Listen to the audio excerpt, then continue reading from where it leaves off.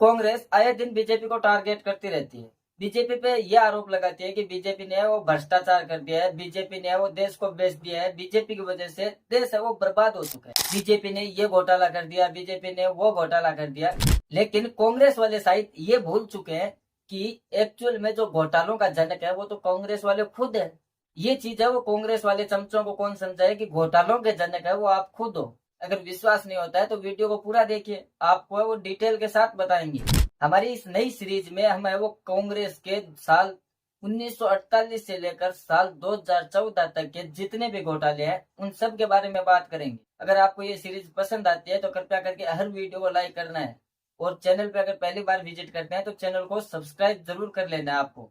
तो चलिए शुरू करते हैं। आजाद भारत का पहला घोटाला साल 1948 में हो चुका था, जब सदियों के दास्तां के बाद गुलामी की बेड़ियों को तोड़कर भारत आजाद हुआ। तो भारत को क्या मिला?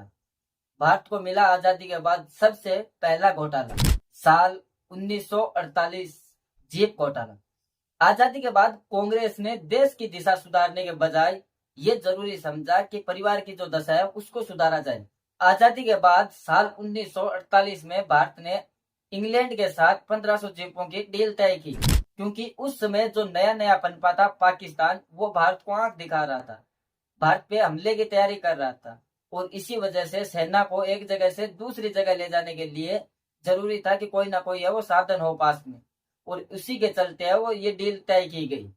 ऑर्डर तो 1500 जीपों का दिया गया था, लेकिन जब भारत में पहुंची तो जीपें पहुंची 155, और वो जीपें ऐसी कंडीशन में थी कि मद्रास बंदरगाह से लेकर गैराज तक भी है वो जीपें सही से जा नहीं सकती थी।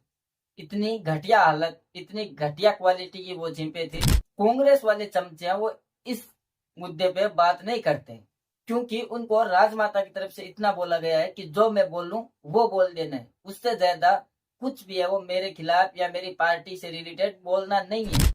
जो ये घोटाला था 1948 में जीप घोटाला, इसका मुख्य आरोपी था कृष्ण मेनन, और आप इसको ये समझ लीजिए कि उस जमाने में पंडित जवाहरलाल नेहरू का ये राइट हैंड हुआ करता था, और इसी घोटाले के चलते 1977 में इंदिरा गांधी को है वो जेल जाना पड़ा था। अब जो राजमाता के चमचे है वो इस बात से तो नकार नहीं सकते हैं कि ये घोटाला हुआ ही नहीं था, क्योंकि एक बार है वो राजमाता की जो सासू जी है वो जेल जा चुके हैं इसी घोटाले के चलते।